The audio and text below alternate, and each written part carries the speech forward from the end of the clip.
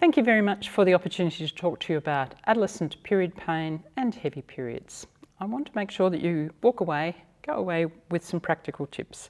My name's Sonia Grover and I'm a gynaecologist. I do lots of paediatric adolescent gynaecology at the Royal Children's Hospital.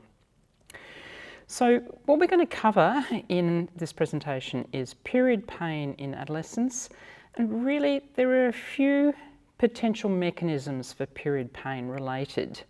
And one of those is the inflammatory substances that the uterus releases driving pain, and the other is heavy periods. And people are going to say, well, what's heavy periods got to do with painful periods? Well, there are two mechanisms which we'll talk about a little bit more, but it's basically more retrograde bleeding and more clots and cramps. So let's start with the heavy menstrual bleeding. There was a whole lot of old terminology, menorrhagia, metastasis, DUB, drop them. They're out of date, they're poorly defined, don't use them. You know, the definition used to be 80 mils. Now, who measures blood loss? And it's really difficult to do. So how do we define it these days? Well, the heavy periods are when the loss impacts on activities. So we use that as our definition. How do you work that out? Well, you've got to ask some questions. How do you work out if somebody's got heavy periods? People did have fancy charts which you could record whether pads were part soaked or very soaked and how many pads per day. But you know, were they mini pads, super duper pads, surfboards? But now people are wearing period undies, they're using tampons, are they minis, regular supers, or are they even using menstrual cups? So I must say it hasn't got easier, it's actually got more difficult to work out whether periods are heavy. But really I'm looking for people who are doubling up, people who are having disasters, to give me the clues as to whether they have got heavy periods, but I'm also interested in impact on their life. And as I say, their clots are not important. You know, lots of people want to tell me about their little tiny clots this big. I'm interested in clots this big because I'm interested in volume. So the questions you're asking is, you know, how many days do you bleed for? How often? How many of those days are actually heavy days? When you say heavy and I say heavy, do we mean the same thing? And we talked about what sort of hygiene items you're using, pads or tampons or menstrual cups. How often do you have to change them? Do you double up? As a general rule, if people are needing to change things 2 hourly or more often, you've got me, I'm listening, I'm anxious that you might have heavy periods, and if you're having disasters, and I use the expression murder scenes on your sheets at night, I'm not interested in the smudge, I'm interested in the big stuff. The clots, how big are they? And you're going to be thinking about, could she be anemic? Could she be iron deficient? If you've got some clues that this is heavy bleeding and you're impressed, then don't forget to ask those extra questions about nosebleeds, gum bleeds, unexplained bruises, did you bleed post-operatively when you had your tonsils out, mid-cycle pain, and you know, ask who else in the family's got heavy periods. Now, when we think about adult women, we think about a whole range of causes for heavy periods. In adolescence, there's basically two things. You've either got a disorganised clock centres so that your hormones are not quite organised, which means you're probably anovulatory and your periods can be heavy, or you've got a family history. And we know that when we looked at the cohort of teenagers who were admitted to hospital because they were seriously anemic because of their heavy periods, half of them was simply because they had an immature hypothalamic pituitary ovarian axis and their bleeds were disorganised. So they're bleeding for weeks on end and potentially horrendously for some of that time. The other half had bleeding disorders. So we've said it's got to impact on this young person's activities. You're going to think about doing a haemoglobin and a ferritin, and you can consider doing investigations for a bleeding disorder, and you can use as a screening tool something called Let's Talk Periods. It's a Canadian site, and I actually use that before I do all of those blood tests, because the blood test is quite a few tubes of blood and you know it's expensive. So I want to do those studies when I've got a good reason, and I get families and certainly the young woman to do letstalkperiods.ca. And if she scores in with an abnormal score, that's when I'm doing the full set of investigations. How are you going to manage it? I think we all forget, and it's interesting how nobody seems to know, and certainly nobody tells anyone, that non-steroidal medications reduce menstrual blood loss by 30%. Now, how does that happen? Because you're thinking, oh, hang on a second, don't non-steroidals make you bleed a bit more? Non-steroidals are working by telling the vessels in the uterus to constrict, which means you're bleeding less through that mechanism. So sure, you might be impacting on a bleeding system as well, but this effect on vessels is usually much greater than the effect on platelets. So don't forget, as a first line, using non-steroidals for heavy periods. And by reducing your heavy periods, you might well be reducing the amount of clots and therefore the amount of squeezing that uterus has to do to get the clot out, and you're also changing the amount of retrograde bleeding. You can also use tranexamic acid and hormonal methods, and of course there are lots of other things such as the Mirena.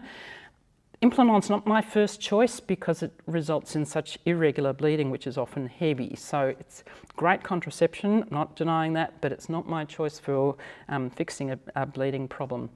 You can find things about retrograde menstruation on even TikTok, where we've done a TikTok about retrograde menstruation. I'm not going to show it all to you, but you can see that when you squeeze the bottle, you squeeze the uterus, the blood's going to go retrograde, and the retrograde blood is going to be a cause for pain because it's irritating internal surfaces. So if you reduce the heavy bleeding, you are reducing period pain. Let's talk about period pain. We know that 90% of adolescents get period pain. 20% of these young people are actually having an impact on their participation in school and sport and social activities. Many report that that pain is normalised and not validated. You, as GPs, have a responsibility to listen and to validate. I do not want to be seeing teenagers who tell me that nobody listened when they said they had horrible period pain or were offered antidepressants, which I have heard. Let's treat and validate their period pain. But don't forget, period pain is going to be influenced, like all pain, by other factors such as poor sleep, stress, poor mental health. And don't forget that somebody who's gone through traumatic stuff in the past, whether it's losing a parent, whether the parents have split up, that also impacts on people's perception of pain, and that needs to be factored in to your care of this young person. We did, as part of our long step study, which some of you might have heard about, the longitudinal study of teens with endometriosis, period and pelvic pain. It's an ongoing study, but in the co-design component of this, because we wanted to know what were the key concerns for teenagers. So amongst the 1,800 young people who we recruited through social media, 90% reported period pain, 56% had heavy periods, 56% had heavy periods, almost 50% were worried about leakage, so heavy periods was a problem, 40% had seen one of you, 66% were using heat packs, almost 60% were using over-the-counter medications, but they were not using them optimally. So again, there's a great opportunity for you to try and get teenagers to understand that if you can get in early before your body releases all those horrible chemicals that make the pain, that are contributing to how heavily you're bleeding, you can actually reduce their pain. And many reported inadequate knowledge regarding menstrual health. Again, an opportunity, I know it all takes time, but an opportunity for you to improve their understanding of what their body is doing at period time. We know from some work we've done at the Children's Hospital in the past that of teenagers who'd had horrible period pain when we followed them up 5, 10, 15 years later, that more than 50% of them had mild minimal pain, but 50% of them had ongoing pelvic pain, and most of those was because they'd actually stopped the effective treatments they'd been using as an adolescent. But most importantly, this is a cohort who've had pain that went back 10 years. Not one of them had been found to have moderate or severe endometriosis. So by managing their pain early, whether it was non-steroidals plus tranexamic acid, plus or minus OCP, plus or minus Mirena. If you tackle it when they're younger and give the education, then you are probably going to assist in achieving positive long-term outcomes, including improved fertility rates. So why does pain become widespread? Why do we worry about period pain? Isn't it just period pain? No, it's having an impact on quality of life, but more than that, it can generalise. You think about when you hit your thumb really hard. You don't tell me you've just hit your thumb. You're grabbing your whole hand. It generalises. Same as bushfires is the other way to think about it. You start a bushfire. You don't have your bushfire, just you end up with spot fires elsewhere. So tackling the origin is really, really, really important, and this is an opportunity for you to try and break a potential cycle of ongoing hypersensitivity and increased central sensitisation to pain. The other reason pain becomes more widespread is that nerves remember, and you only have to think about shingles to know that, the shingles rash is gone, but the pain has persisted. Nerves remember, so we need to work as hard as we can to get those nerves to be as quiet as possible, as fast as possible. So you're going to validate and manage the young person's period pain. You're going to identify the impact on their life and their activities. You're going to identify the contributing factors, stresses, adverse childhood events, poor sleep, poor nutrition, not doing any exercise. Identify and manage the menstrually induced inflammatory mediated period pain. So you're going to start with your non-steroidals. You're also going to use both for reducing loss as well as reducing pain. You can add in your TXA, but don't forget there are other things that might be driving the pain, whether it's bladder or bowel or musculoskeletal things such as pelvic floor muscles and abdominal wall. So don't forget to explore those and take advantage of physiotherapists. Don't forget to take advantage of counsellors and mental health assistance for young people with pain. So we've said listen, validate, educate, optimal use of non-steroidals starting as early as possible, manage and identify the other problems. Hormonal approaches certainly have a place.